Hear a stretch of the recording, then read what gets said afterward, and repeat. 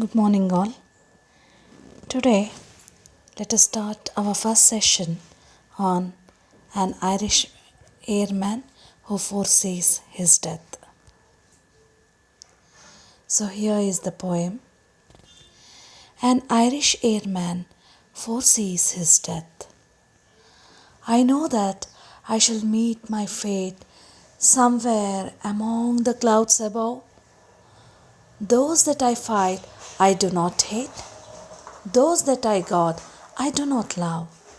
My country is Kiltartan grass, my countrymen Kiltartan's poor. No likely end could bring them loss or leave them happier than before.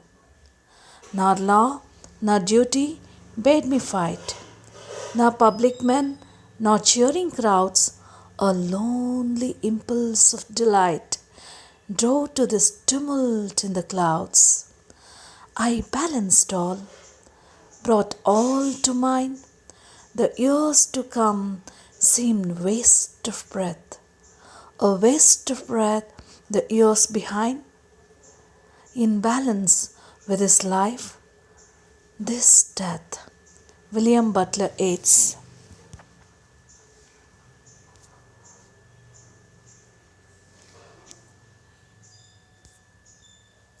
So, here we see the portrait of W.B. Yeats and portrait of Major Robert Gregory, whom William Butler Yeats has written or concentrated on in this poem. So let us have a glimpse of W.B. Yeats' literature. We know that he is one of the prominent figures of 20th century literature. He is an Irish poet awarded with Nobel Prize for his memorable verse. His major poems are Easter 1916, Sailing to Byzantium, The Second Coming, Leda and the Swan.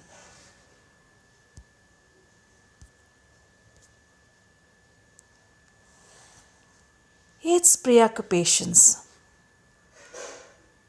As a poet, he owes to lyricism, imagism, symbolism, and mysticism. He is fascinated by Irish legends, Celtic Renaissance, the occult, and the cyclical life. His poetry normally has three strains. First one is love and passions of life, and next one is nationalist thirst, strife, and disillusionment. And finally, we have spiritual and philosophical obsessions.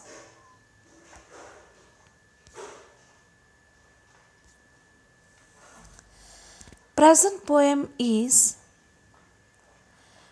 patriotic but in a very local way.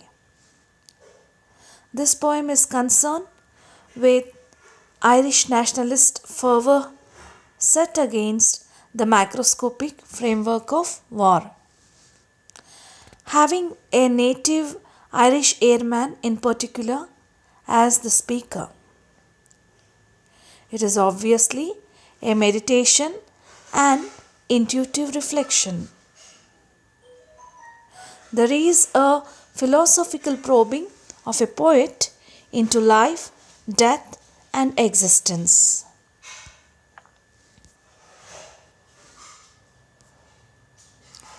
So we have an artistic representation of longing for native identity.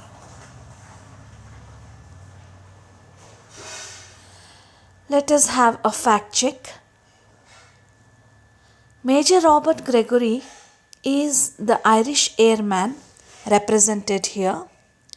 He was Yeats' close friend whose death during aviation practice in the First World War had a profound impact on the poet.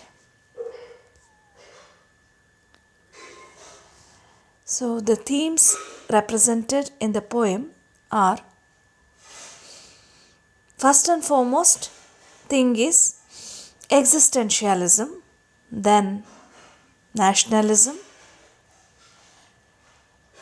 third nativism, that is Irish national identity, and next one war, chaos and its impending meaninglessness, and next ultimate refuge of death, penultimate one is blurring lines of past and future, and last one inner struggle.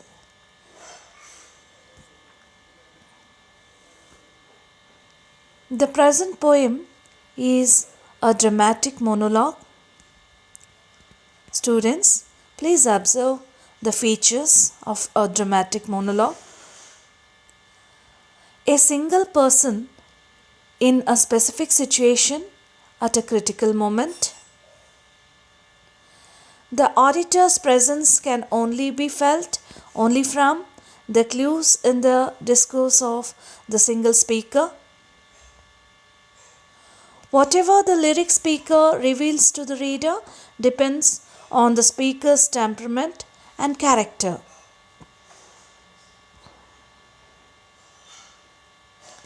So, this dramatic monologue highlights a fight, that is, the Irish airman is caught between hope and despair.